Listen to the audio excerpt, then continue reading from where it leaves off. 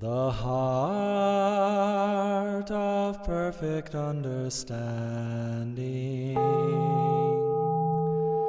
the Bodhisattva Avalokiteshvara, while moving in the deep course of perfect understanding, shed light on the five skandas and found them equally empty. After this penetration, he overcame ill-being. Listen, Sariputra, form is emptiness, and emptiness is form. Form is not other than emptiness. Emptiness is not other than form. The same is true with feelings, perceptions, mental formations, and consciousness. Listen, Sariputra, all dharmas are marked with emptiness. They are neither produced nor destroyed, neither defiled nor immaculate, neither increasing nor decreasing. Therefore in emptiness there is neither form, nor feelings, nor perceptions, nor mental formations, nor consciousness. No eye or ear or nose or tongue or body or mind. No form, no sound, no smell, no taste, no touch, no object of mind. No realms of elements from eyes to mind consciousness. No interdependent origins and no extinction of them. From ignorance to death and decay, no ill-being, no cause of ill-being, no end of ill-being, and no path, no understanding, and no attainment. Because there is no attainment, the Bodhisattvas, grounded in perfect understanding, find no obstacles for their minds. Having no obstacles, they overcome fear, liberating themselves forever from illusion, realizing perfect nirvana. All Buddhas in the past, present, and future, thanks to this perfect understanding, arrive at full and right universal enlightenment. Therefore one should know that perfect understanding is the highest mantra, the unequaled mantra, the destroyer of ill-being, the incorruptible truth. A mantra of prajna paramita should therefore be proclaimed. Gate gate paragate parasamgate bodhisvaha. Gate gate paragate parasamgate bodhisvaha. Gate gate paragate parasamgate bodhisvaha.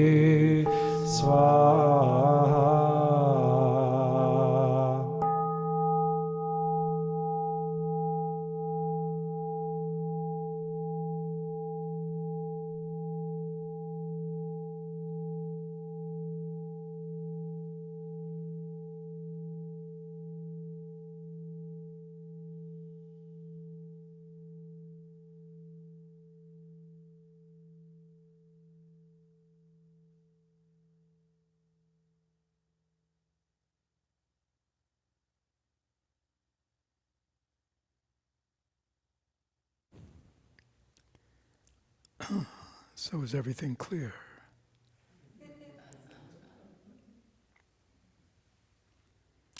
Thank you everyone for joining me tonight for this transmission of the Heart Sutra.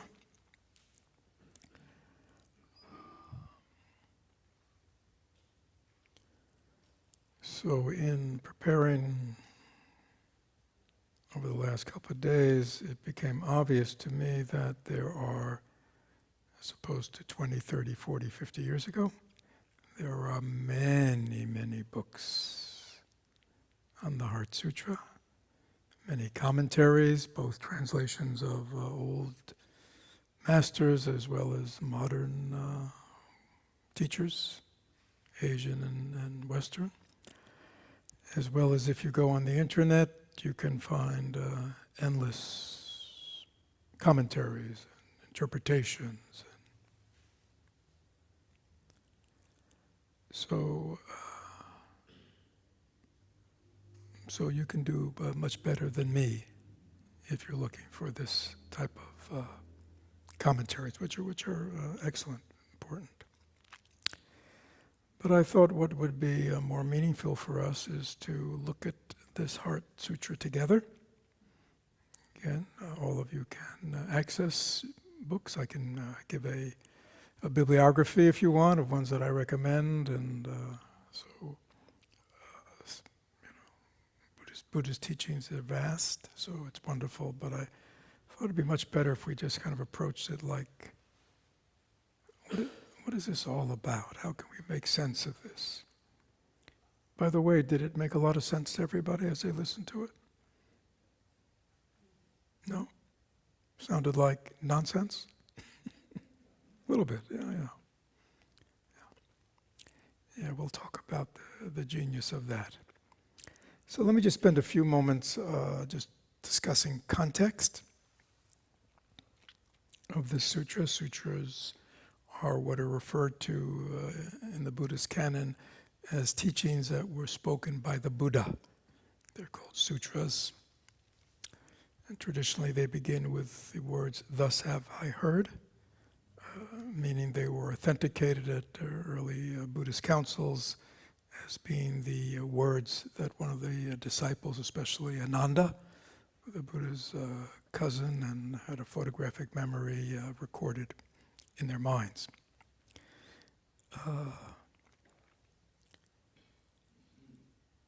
And so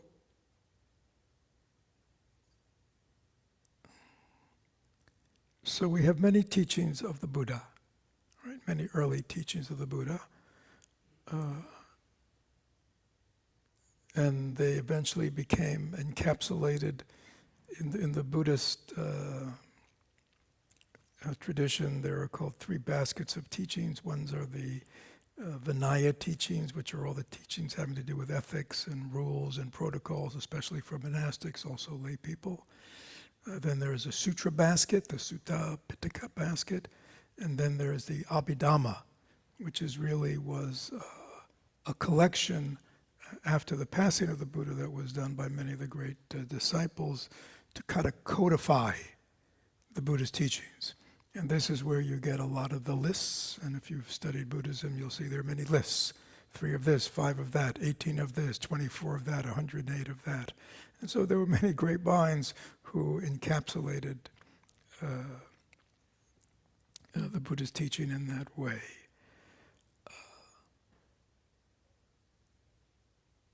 So the Buddha, in his earliest teaching, taught what was called the 3 marks of existence, or the 3 seals of existence, which just means our life. And he taught that all life has the mark, the seal of anicca, impermanence, right? Has the mark of dukkha, which is unsatisfactoriness, and has the mark of anatma, not self. He said all existence has that. And so the Buddha's teachings was very much grounded in somewhat obvious, observable teachings, such as, again, impermanence is something that can be relatively understood by most people who look at life. We can understand everything is always changing, nothing stays the same.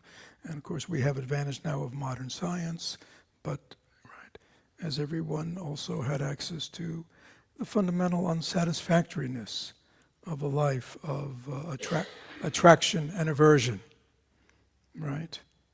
Fundamentally a life of pleasure-seeking, right? One can understand the unsatisfactoriness of it all.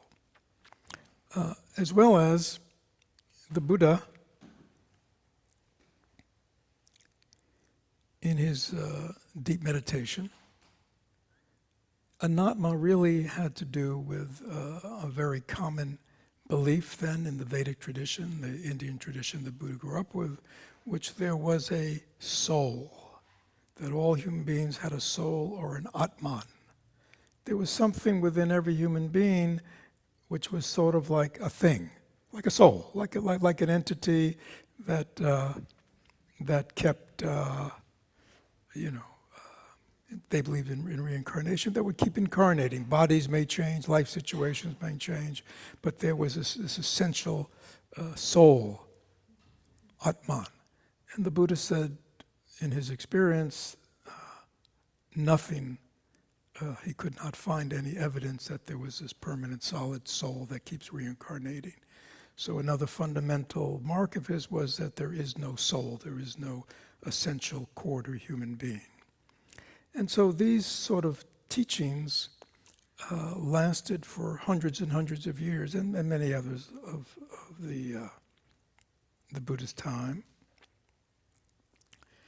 And then sometime, 300, 400, 500, 600, 800 years after the passing of the Buddha, we're talking maybe 500 BC, all of a sudden there was this new sort of teaching that arose. Now, that is somewhat controversial because in the what's called the Theravada countries, Southeast Asian countries, Theravada Buddhism, they said, the reason these things showed up later, was because they were not the original teachings of the Buddha, that these were teachings of later great masters. Obviously, great masters could only write these things, write them down. And the Buddha's teaching wasn't written down for several hundred years after the Buddha's passing. It was an oral tradition. The Mahayanas would say, no, these teachings were taught by the Buddha, but he didn't teach them to everybody. So he taught them just to those who were ready to hear them. So they would say, they were only there, they had always been there in the Buddhist tradition, but they weren't in the mainstream. They were sort of kept apart, and then centuries later, these sutras were written down. And these sutras, as a classification, were called the Prajnaparamita Sutras. Okay? Prajna meaning wisdom. And in the Buddhist tradition, there are two types of wisdom. One type of wisdom is an intellectual wisdom, a cognitive wisdom, a wisdom of thought and ideas and concepts to help us explain the way things are. And then there is this higher wisdom, right? This perfect wisdom, which is the wisdom that is beyond thought, that can be directly intuited, right? But is beyond concepts. It cannot be understood conceptually because it is an understanding of reality that is pre-language. Right? And yet it can be known intuitively because it is the very nature of reality. So this prajnaparamita, this higher wisdom, this transcendental wisdom, this perfect wisdom, perfection, right, talks about the innate perfection of the human mind. Also, paramita means it takes you to the other shore. So prajna paramita means it is the wisdom that will take you to, what shore is that? The shore of freedom, the shore of liberation, the shore of non-suffering. Right? So this is the highest wisdom about the nature of reality and really what it means to be a human being. And the earliest ones were within 8,000 lines or verses. And then over the years, new ones came that were 25,000 up to 100,000. The great, I mean, these are all still extant and in the Buddhist canon. But also early on, two shorter ones appeared. One was called the Diamond Sutra, and I think I've taught the Diamond Sutra, maybe you've one. And one was called the Heart Sutra, the heart of perfect wisdom, the Prajna Paramita Hridaya. Heart here meaning the essence, the pith, the thing that drives them all, like the heart, most essential. And this Heart Sutra, which is what we're going to comment on and what was just chanted, is, as you can see, very short. As opposed to the other ones, which are 8,000 and 10,000 and 25,000 and 50,000, 100,000 lines, and you can read them. They are translated. This one is very short. And it contains the pith of the Buddhist teachings. And there were two characteristics of this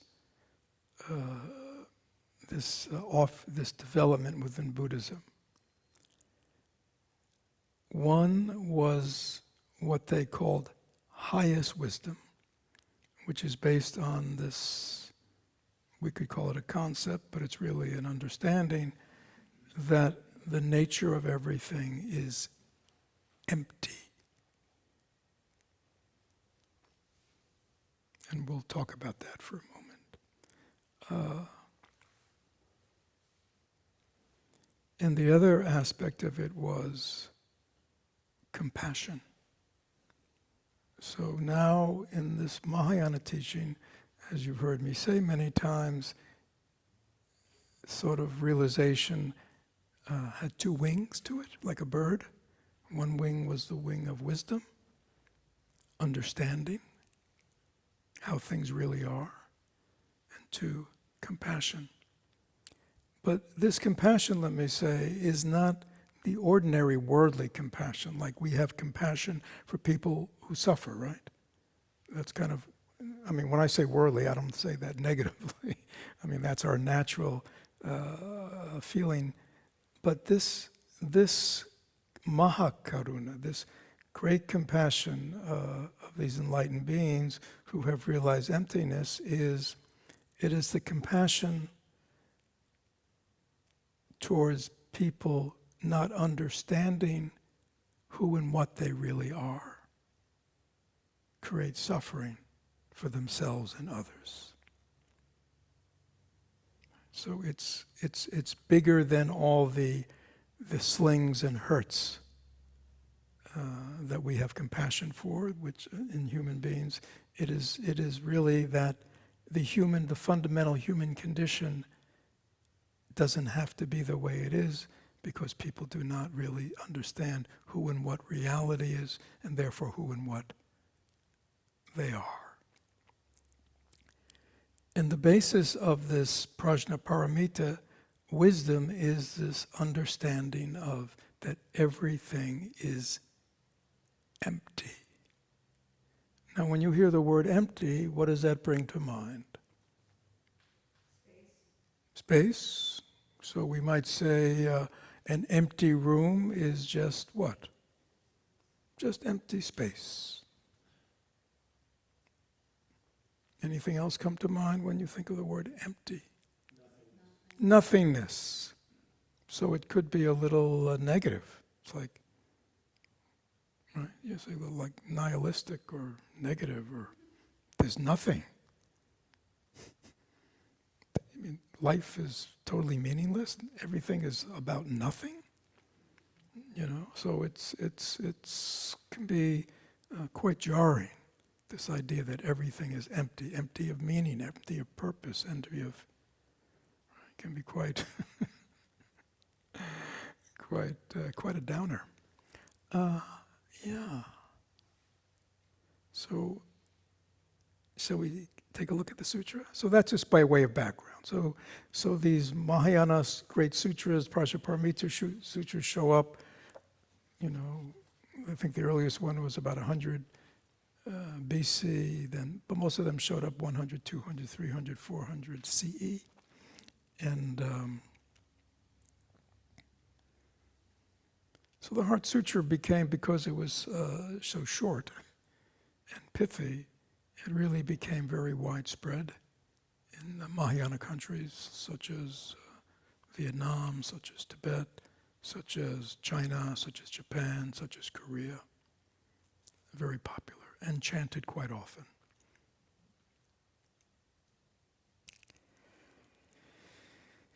So another interesting thing about this sutra is usually a Buddhist sutra, as I said, purports to be the words of the Buddha and always begins with the phrase, "Thus have I heard," which is a statement that the Buddha spoke. This one doesn't begin that way. Actually, in this version, the Buddha isn't present. There is a Heart Sutra version in the Tibetan tradition, which was brought to Tibet, which has a little bit of introduction. It sort of has the Buddha is there on Vulture Peak when this assemblage of this teaching was taking place, and he was kind of sitting there in profound samadhi while this dialogue between Avalokiteshvara and Shariputra unfolded. So there is a more traditional version. But this one, the one that we chant here, which is usually in most of the Mahayana countries with the way it is, it begins the Bodhisattva of Avalokiteshvara, which is Avalokiteshvara. So the main protagonist of this sutra is a Bodhisattva. And it's very interesting that the Bodhisattva is the Bodhisattva of Avalokiteshvara. Avalokiteshvara, it means the one who looks down upon. It could be the one who looks down upon reality. It came to have other meanings, but it's the one who sees clearly. Now, what is a bodhisattva? So, bodhi means awakened. Sattva is being. So, a bodhisattva is an awakened being.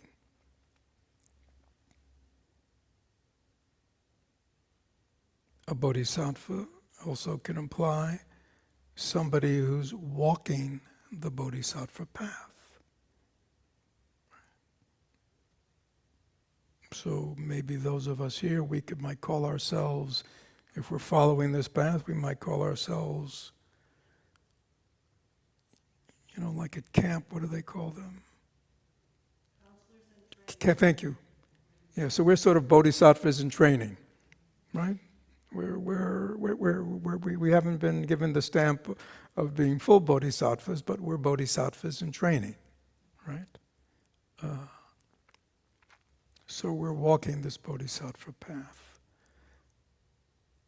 Now, a bodhisattva is an enlightened being. Enlightened being here means that they know they're enlightened as to the truth of reality, who and what they are. And the Heart Sutra is really about that. They have realized in their own being the truth of who and what they really are, which in this case would be the truth of shunyata. We'll talk about what that realization of emptiness is about. But in addition, bodhisattvas are beings who are manifesting all the wholesome qualities and potentials of an awakened mind. So it is a being that has totally eradicated all self-centeredness, all self-reference manifests in their life unlimited understanding, unlimited compassion, unlimited patience, unlimited kindness, any wholesome quality, right? Tirelessness, energetic, vigilant, diligent, right? A bodhisattva is a manifestation of the awakened principle manifest. Is that clear? But a bodhisattva, and you'll see the other protagonist in here is Shariputra, who's an arahat. The bodhisattva, and this is also the difference between that's unique to this Mahayana path, is the bodhisattva has taken the vow. See, in the arhat, which is sort of an enlightened being is the enlightened principle of certain traditions, is an individual who has freed themselves of all delusions, are seeking their own self-emancipation and want to be liberated from all suffering. It's a very individual aspiration. The bodhisattva, on the other hand, right from the initial beginning of their journey, makes the vow, may I be enlightened to benefit all beings.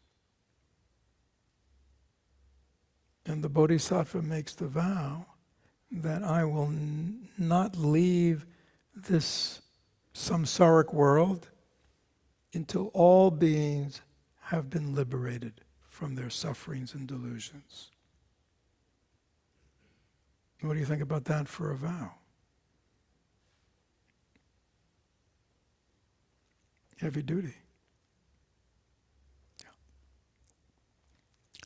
Yeah. So in our path, this is the path we practice, to become a bodhisattva, to train in all the trainings of the bodhisattva, such as the 6 perfections, etc., is the path we are following. Now, the wonderful thing about making a vow such as, I want to liberate all sentient beings, when it's put that way, you may say, what?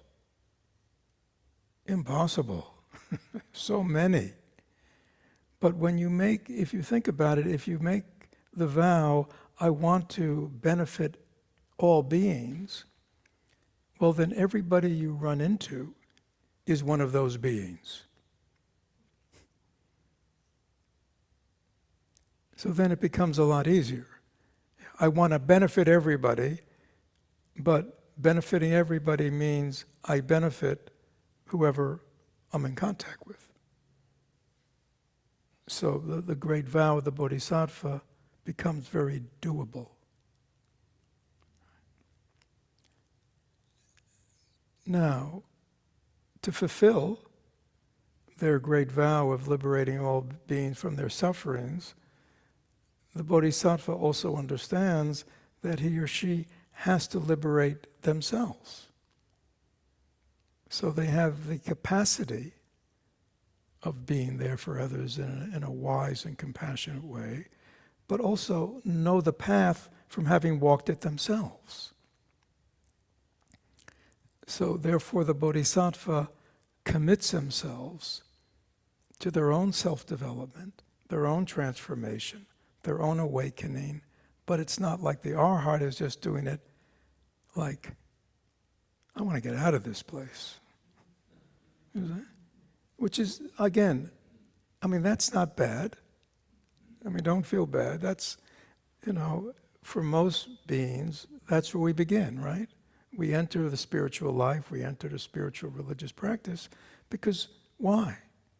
Because we see suffering within ourselves, we see suffering of others, and we think there's some release, right? So there's nothing wrong with the self-centered motivation being the entryway. But when we enter the Mahayana, we learn, but everybody, I mean, all your loved ones, all your family, your friends, everybody you know, they're all caught in this same condition. So for you to go, it's like the house is on fire, or like the center is on fire, and all I'm thinking about is, I got to get out of here. Right? Don't even turn around. Don't even go, hey, come on. It's like, I'm out of here, right? You see how that would be what? Kind of selfish, wouldn't it? It'd be like, come on, why don't you spend a little time, before the rafters come crashing down? Let's see if we can get as many people out of here. And we know even in a worldly sense, right? There are ordinary beings who actually stay to the end, don't they? Right? I mean, it's quite wonderful. I mean, there are, these are not great bodhisattva, mahasattvas, great enlightened beings, who are willing to put others' needs ahead of themselves, right? We read about it all the time in all kinds of difficult situations where people are willing to be the last one out, right? Willing to, go into the house on fire to get somebody out, willing to, run out in the street to get the child out of the way of the oncoming car, right? I mean, these things, happen in all kinds of life situations. So the only difference is the bodhisattva sort of sets their intention to be that kind of person. So in the Buddhist tradition, there are bodhisattvas like us, human bodhisattvas, who manifest in this human form. But then there's sort of great Mahabodhisattvas that are not in human form. They're sort of transcendental beings, right? And so this is the Bodhisattva of Avalokiteshvara, okay? Now, the Bodhisattva of Avalokiteshvara has become synonymous with the heart of compassion. It's the Bodhisattva of compassion. There are many stories about all the various lives and how she got there, but a really wonderful one of my favorites. If you ever, that's the Bodhisattva back there. That's a representation actually, when the Bodhisattva went from India to China, over time she became feminine. Originally, the Bodhisattvas are sort of androgynous. They're this kind of enlightened beings, he, she's. But it continued that way into Japan and China. Kuan Yin, Kanon. So Avalokiteshvara is the one who hears the cries of the world. She's shown that way, as you can see. That's, if you can notice that pose, she's not cross-legged. She's not in the lotus posture like the Buddha. You see, she's in a posture called the royal ease. She's kind of, it's like if you ever sit in the lotus posture, you ever notice your feet fall asleep, or you can't kind of jump right up. But if you see that posture, she's ready, and she's looking down. Remember, she looks down and sees the world, and that little vase she's pouring down is the waters of compassion. So that's a representation. Up here on the altar, somebody gave me that as a gift. You see, there's a little wooden one to the Buddha's right. You see multi-heads, multi-arms, right? And there's a great story. So Avalokiteshvara, when first kind of emanated into this world system a long time ago, she made the vow, I'm going to liberate every being from their suffering. Right, like a beginner. She had beginner's mind. She was I'm going to do it. Anybody know that energy? I'm going to liberate everybody. She was incredibly busy for years, going around liberating every being they could, until she what? She got to the last one and liberated them, and then she rested. It was exhausting, right? She rested for many days. And when she was ready, she got up and she wandered, or went back into town or something, or wandered into the places she'd been. And guess what? They were up to the same old stuff. She started sobbing uncontrollably, right? She sobbed so much that her head split open. She sobbed so much, her head split open. So there was a great Buddha, Amitabha Buddha, the Buddha of light, kind of came to her and tried to explain to her the way it was, with these sentient beings and their delusions, and and don't despair, but I'm going to help you. Right? I'm going to help you because, So supposedly when he helped put her back together, he gave her 9 heads looking in all directions, so she could see in all directions. And then he gave her multitude arms. And every one of those arms, if you look closely, has a different instrument. Those are all various kinds of skillful means to kind of help beings. So he kind of gave her all these greater capacities to see. That's the representation of her with all her multiple heads and arms. So anyhow, the sutra opens up with the Bodhisattva Avalokiteshvara, right? While moving in the deep course of perfect understanding. Okay, so the way we can understand this is she's meditating, right? And what is her state? She's deeply in the course of wisdom, prajna wisdom, right? That's the meditation she's doing. And the more specific meditation she's doing is looking deeply into what, and we'll talk about it today, what are called the 5 skandas. Okay? Now, this is a meditation that we do here, right? Angie once gave a retreat, or you did something, and I talk about them. So, and we'll talk about the 5 skandhas. So, this meditation that Avalokiteshvara was doing quite deeply is a meditation that we can all do, looking deeply into the true nature of the 5 skandhas. Actually, just parenthetically, I think I gave, at some point in the last year, I gave a talk on the Shurangama Sutra.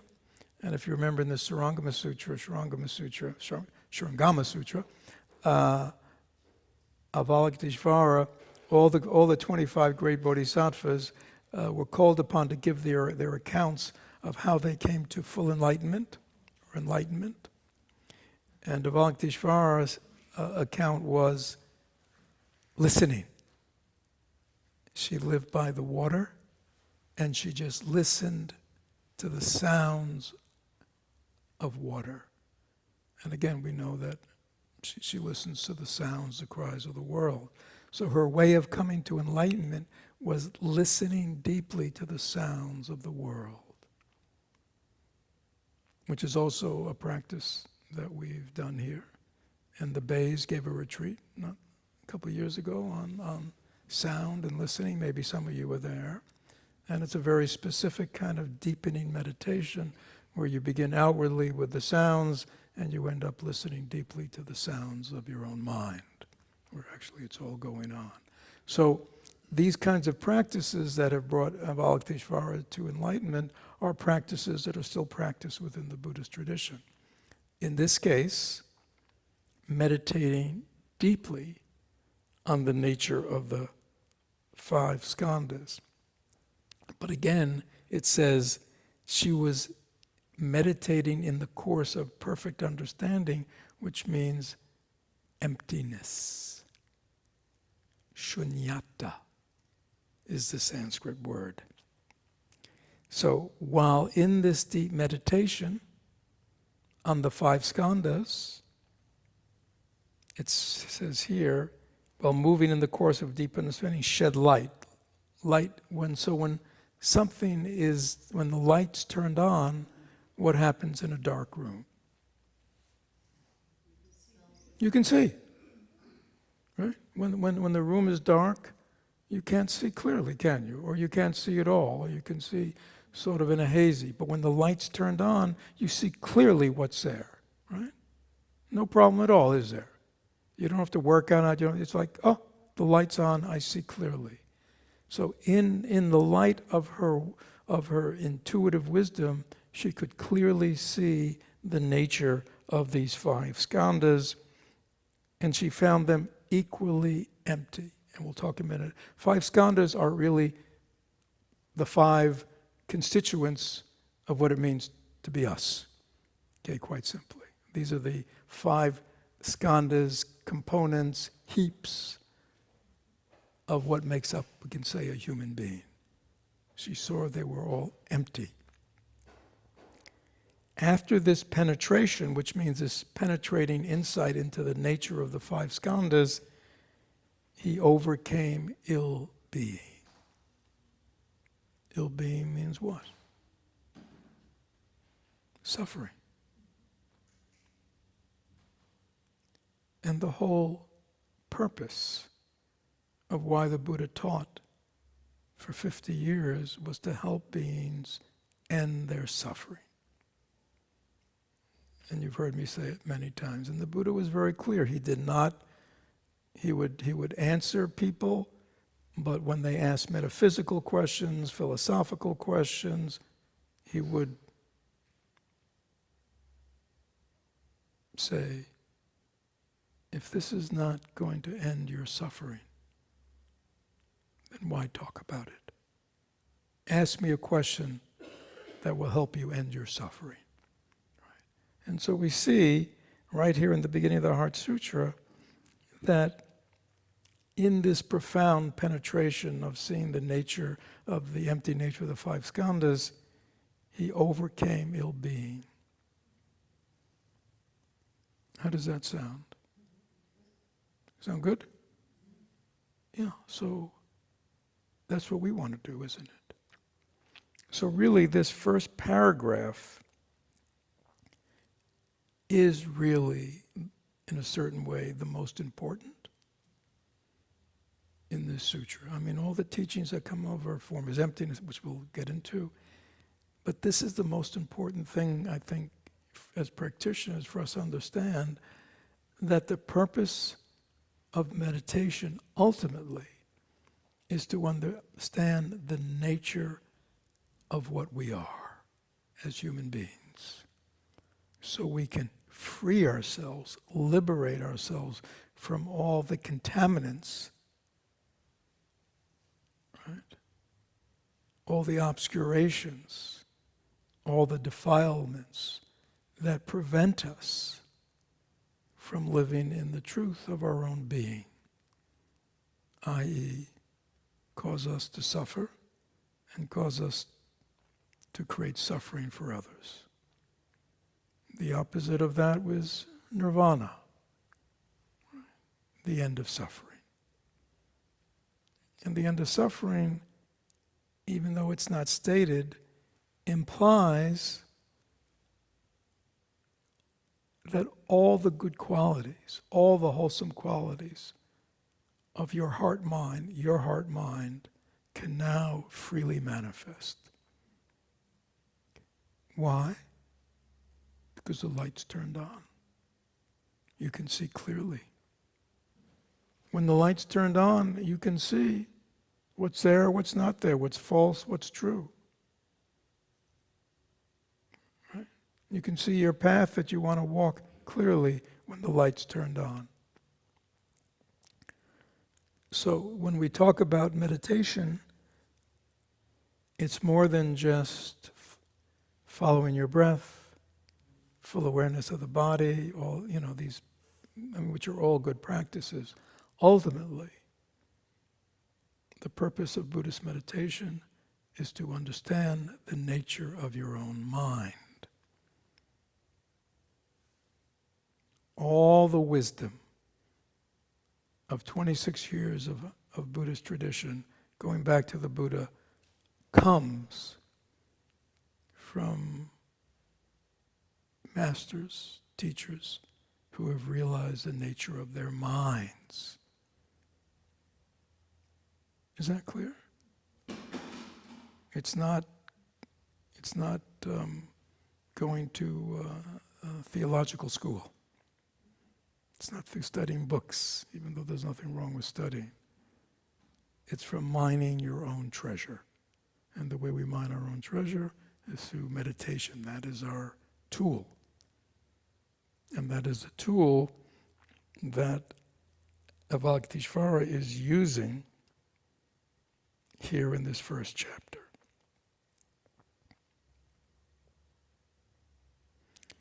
And then just parenthetically, and then I'll come back to the 5 skandas and I'll take questions. The next paragraph begins, listen Shariputra, right? You've heard me chant a minute. Shariputra is a living person. He was the prime, or one of the 2 prime living disciples, monks of the Buddhas, Shakyamuni Buddha, Shariputra. He was known for his wisdom. He had realization up to the level of arhat.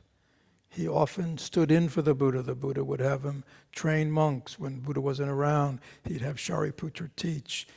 His own son Rahula, the Buddha's son Rahula, he gave over to Shariputra to tutor. So Shariputra is in high regard, right? And yet, interestingly, in this Mahayana Sutra, he's being taught. In other sutras, he's the highest. In this sutra, his own understanding is being deepened by this teaching of shunyata. Anybody interested in shunyata? What is this emptiness? So just before I get into that, in Buddhism there are 2 levels of truth, called the 2 levels of truth. This is important.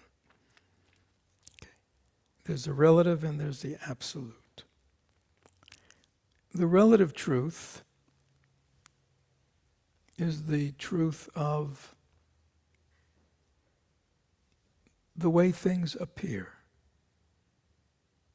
Okay? It's the truth of ordinary life. Right? In the relative world, this is what? A chair. In the relative world, this is what? Fred or a man. I mean, everything has a name, right? In the relative world. Everything has a label in the relative world. And how do things appear in the relative world? How do they sing? They appear solid.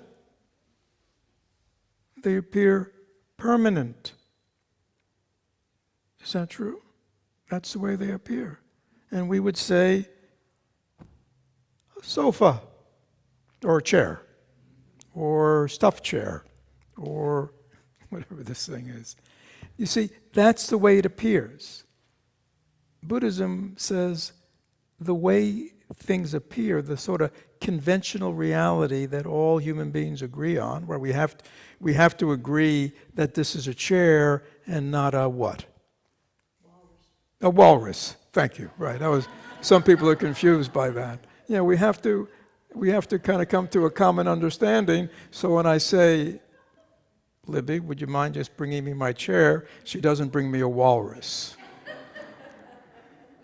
Right? So in the conventional world, we all kind of agree that this is a chair, this is not a sofa. If I said, please get downstairs and bring up the chair, you wouldn't bring up the sofa. You would say, no, we know the difference in the conventional world. In the conventional world, we look at each other, don't we seem real? Look around at each other. Don't we all seem real? Yeah, we all seem real. And if you look around, does it look like look at ourselves right now. Does it look like we're aging? No, we look the way we are, right? You see, when we look at each other, do we go, oh, they're dying? No, we don't. We look like we look real, and we look the way we are, and we're going to be here like this forever. Isn't that the way the world looks? Right? That's the world of conventional reality. It's kind of the world of cause and effect, right? Right? This causes that causes this. It's just the world of convention. You turn on the light, the light bulb goes. You turn it off, the light goes off. Right? You cook this, and this will. You put these together, you'll make that kind of food. It's just the world we live in. Is that true? That's called the conventional relative world. Everything is related to everything else. Right? It's the world of right and left and up and down, north and south. It's the world of time. Right? What time is it? 8:10. But is that really true? Not anymore, It's 8:11. But now that's real. But isn't time just made up? I mean, is there anything about this that would say, oh yeah, this is 8:11? 8:11 is what? Made up by who? Us. I mean, if you look around for evidence of time, you can't find anything. All you could find is what? This. But yet we what? Just so we don't bump into each other and we show up at appointments on time, and right? We human beings have created time, 24 hours in a day, 60 minutes in an hour. But it's all made up, isn't it? Is that true? But we don't go, I'm not going to show up at 8 o'clock. It's just made up. Right? I'm going to tell my boss, I'm not coming in at 9 o'clock anymore. Time is just a fabrication. Right? See, we can't get away with that, can we? So, those of us, like all of us, who live in the relative conventional world of all these conventions that human beings have fabricated, we accept that they have a limited reality, right? They have a limited truth. They help us navigate the world. Now, Buddhism says there's another level of truth, the ultimate truth, the way things really are.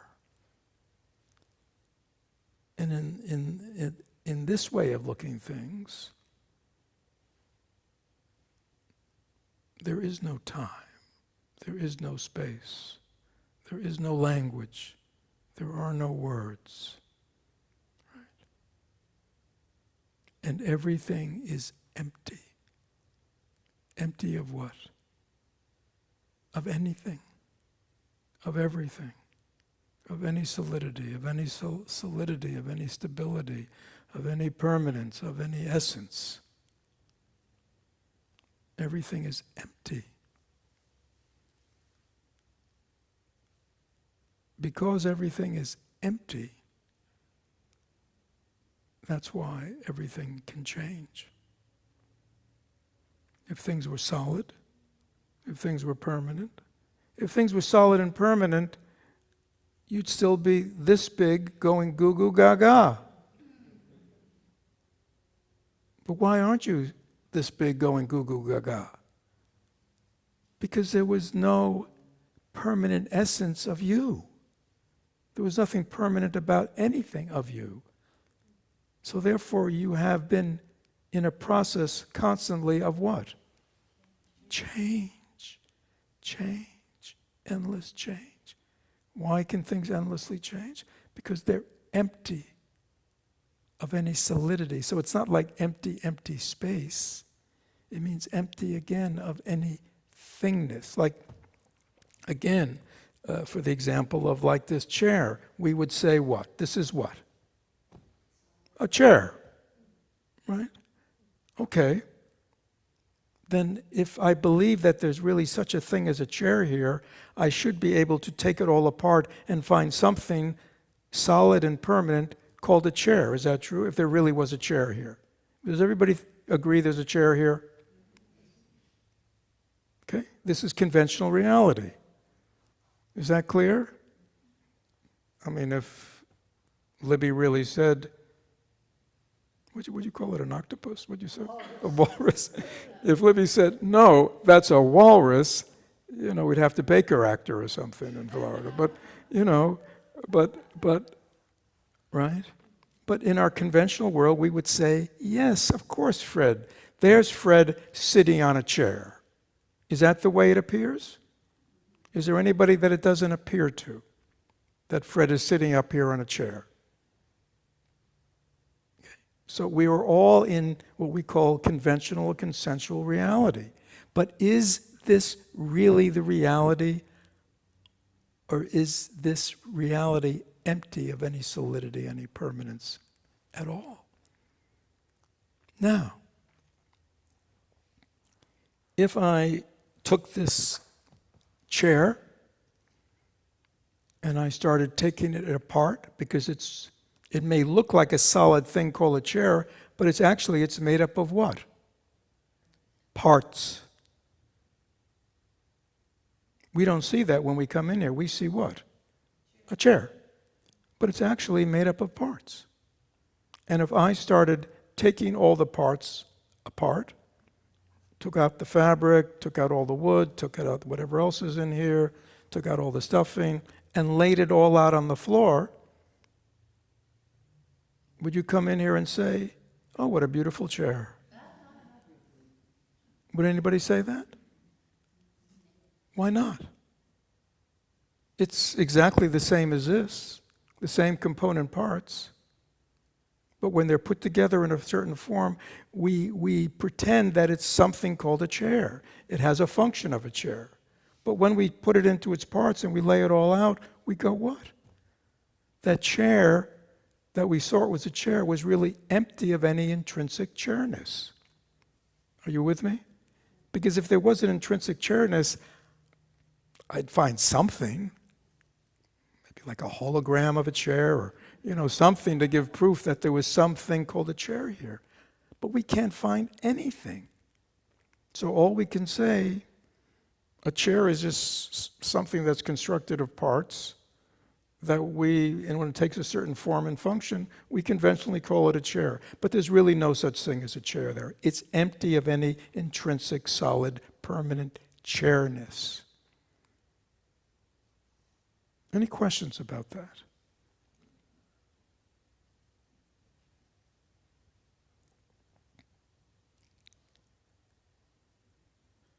And everything is like that. The universe is like that. Everything is like that. And you know what? Even if we laid out all the parts of the chair, each of those parts is made up of what? Parts. And each of those parts are made up of parts. And you can go down to subatomic particles and you could still go, wow, nothing at all. Just energy and motion, nothing solid. It's empty of any solidity. Now the Buddhist meditators discovered this 2,600 years ago in meditation, the same thing that scientists are discovering today. Now that's interesting and it has lots of applications. But in terms of us, it's really important. Because when you look up here, I'll just use myself, what do you see? Fred. Right? And how does he look? He looks solid. Right? There's Fred. Right? In the conventional world, right? Somebody says Fred, I'll go, yes. Like what? Like I'm really a Fred. Right? Like you're really a Nicholas. Right? Hello, Nick. Hi. And yet, even though there appears to be some solid, permanent thing called a Fred here, if we did the same thing we did to the chair, if we took all Fred's parts of his body and laid them out, right, would we find any tiny little thing called Fred? What happened to him? What happened to that thing called Fred that looks so solid and permanent. There's no essence. It's empty of any solidity. It's just made up of parts, and those parts are just made up of parts.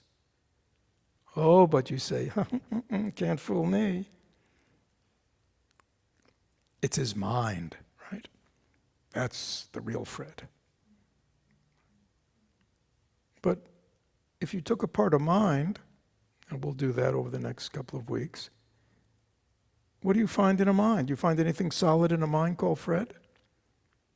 When you take apart a mind, do an autopsy on a mind, what do you find? Can't find the mind. You just find thoughts, feelings, perceptions, endlessly changing. Right? Stories, narratives, memory, it's just... But you won't find any permanent solid thing called Fred.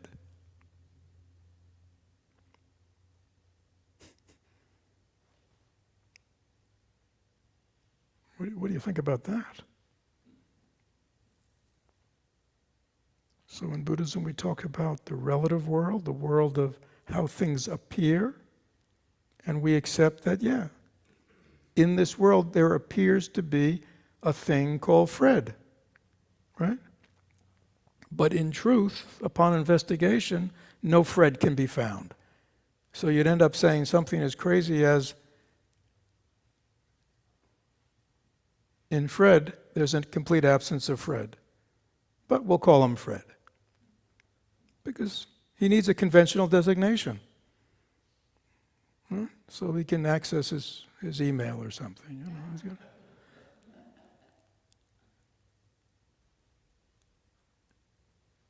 Any questions about anything so far? How is this landing? Some of you might be familiar, but this is profound. What is the source of our suffering? Anybody here ever get angry?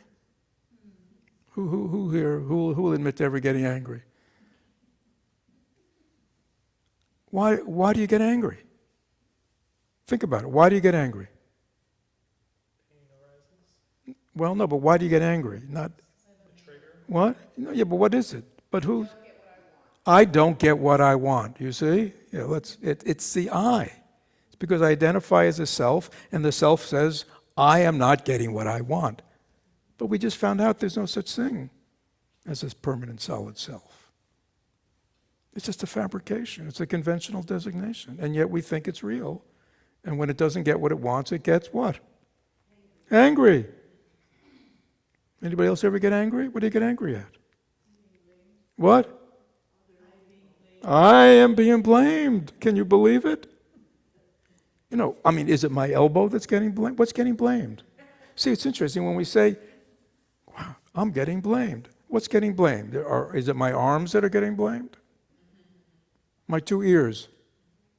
What's getting blamed? They think there's a me here. They want to hold responsibility for their own. You see? So understanding deeply the non-self nature of self, which we'll talk more about, is liberating. After this penetration, he overcame ill-being, which means she overcame all her suffering. All her suffering comes from what? Not understanding the empty nature of mind, body, self. These are the 5 skandas. So this is not just a philosophical, intellectual exercise. This is something that we can all do to liberate ourselves. Anybody here ever get anxious? Isn't anxiety like, if you're not anxious about something, worried about something, there's something wrong with you, right? These days. Let me get this straight. You're not angry about anything, you're not worried about anything, you're not distressed about anything, you're not sad about anything. What's wrong with you? Right? People go, what's wrong with you? What are you, on drugs? He or she overcame ill-being. All these afflictions all come from this fundamental not perceiving this shunyata nature of who and what we really are. And how do we uproot our delusion? Through deep meditation, just like Avalokiteshvara. Just like she's going to instruct Shariputra. She wants to help him out. Any questions about this? I mean, how is this? I mean, we are, as you've heard me say, we are, in terms of Buddhism, we are in the deep end of the pool. So if anybody is going, I'm having trouble swimming. Good. Yes. So the thing I keep coming back to with this, whenever... Just go slowly because I realize we don't have and this is being recorded. The short of it is, why does it matter? Because it's like I keep coming back. Why does what matter? The awareness of that. Because, I mean, I have the intellectual awareness, which doesn't do anything for me. Right. Like if I'm looking at a digital picture, I know it's made up of pixels, but it doesn't ruin, doesn't change my, I'm still like, yeah, but it's a picture. I'm looking at it, and there it is. So why does it matter, this understanding? yeah, Because we want to end. Because we want to end our suffering. Let's try this. Like going with the analogy you just went of looking at a computer and pixel, you can enjoy it. So you go to a movie. You ever go to the movies? Yeah. Okay. Well, okay. You watch a horror movie. I mean, people are into zombies these days. Is that true? A lot of people like zombie movies, right? Now, you're watching the zombie movie, and I haven't watched any since I was about 14, but I would imagine they're still, and they're probably even scarier than they were when they were 14. They're probably they're not any scarier, the same. Anyhow, so you're watching a zombie movie. When you're in the zombie movie and it's got whatever they're doing, do you feel like that kind of energy? Yeah. But do you go lock every door in the house and do everything like that? No. Why not? Hopefully. Because you know it's not real. But it yet had a conventional reality. Right? That zombie movie, that horror movie, in the world of time and space genre, it's doing things to promote a certain kind of experience, right? But you know that it's not real. It's just a what? Just a movie. Right? You watch a sad movie. Tragedy, death, bad ending, right? How do you feel? Sad. I mean, are you sad for months? You in emotional distress for months from watching that movie? Why not? Because you know it's not real. There are certain people, maybe you're one of them, but I know certain people, they can't watch certain kind of movies, right? There's some people say, ooh, I can't watch horror movies, or I can't watch sad movies, because they don't, for some reason, it seems too real for them, right? You see what I'm saying? And it kind of just stays there, It's like, ooh, I have dreams, you know what I mean? But in most cases, we know it's a movie. That knowledge, that knowing liberates us from suffering. We can be in an experience, but it doesn't linger. It doesn't distort us. It doesn't disturb us, right? You don't, what did you say? You get angry because somebody does what? You don't get what you want. See, so if you watch a movie about somebody who doesn't get what they want, you know what I mean? But when the movie's over, it's like it's not for weeks afterwards you're going on, I can't believe that person didn't get what they wanted, right? You know what I mean? Because you know it's what? It's just a movie. It's not real.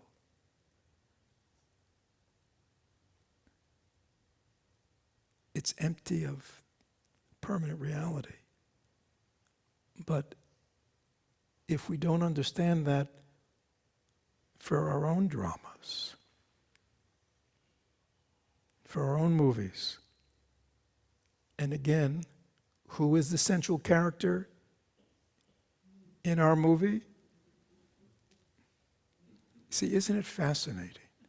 And we're, what, maybe 30 people in here right now? And yet, each of us, in our life movie drama, who's the central character? Me! Right? You see? It's fascinating. You know? I mean, how did I get to be the star? Yeah, exactly right. I am the director, I am the producer, I'm the screenwriter, I choose all the characters, I write the script. What a deal. But then, as you just pointed out, what happens when people don't follow my script? What happens? How do we feel when people don't acknowledge I'm the central character of this drama? It all revolves around me. I'm the one who's got to get his way, right? See? Then what happens? What? Fire everybody, right? Yeah, that's right. But, yeah, so that was a good question. It's good, so you see how important this is. No, I mean, I get the concept. Yeah. I have the intellectual knowledge, but it doesn't change it. You know, I mean, even with all this talk, I mean, we drive home and we get frustrated at other drivers. Well, again, let me just say, it's 8:30 already. Times fly when you're having fun. So we'll stop now because I got to, having a conceptual understanding of these deep teachings can be helpful. You can remind yourself, I can't control how everybody else is driving, can you? Can you? Can I control it, you said? Yeah. What?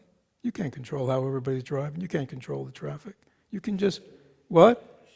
Well, but you see, but you can reflect on that and see the irrationality of your thinking.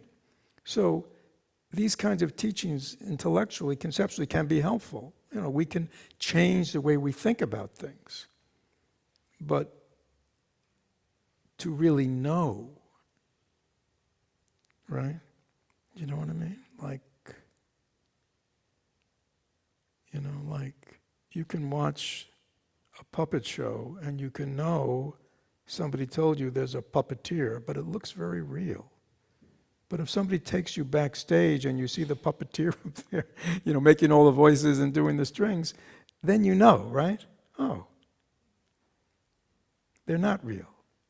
There's somebody pulling all the strings. It's different than intellectual knowing, right? When you really know. So having an intellectual understanding can be helpful, and you can, we can correct our thinking. Yeah, you can say to yourself, who made me the center of the world? You know what I mean? I mean, we can learn to talk to ourselves this way, or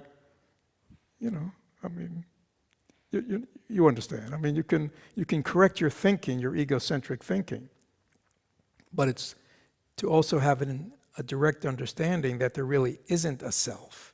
There really isn't a permanent solid Allison that needs to defend or needs, we'll talk more about that.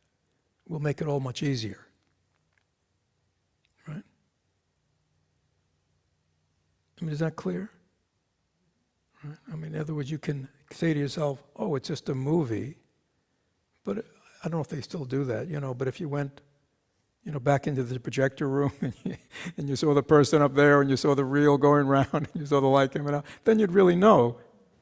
And if you saw all the little frames, you go, right? It's just a movie. I mean, they're really not even real people. Are they? In the movies? Are you looking at real life? No. You're just looking at the play of light and shadow and pixels and but it looks real, doesn't it? But it's not real. That's exactly the same. It appears to be real, doesn't it?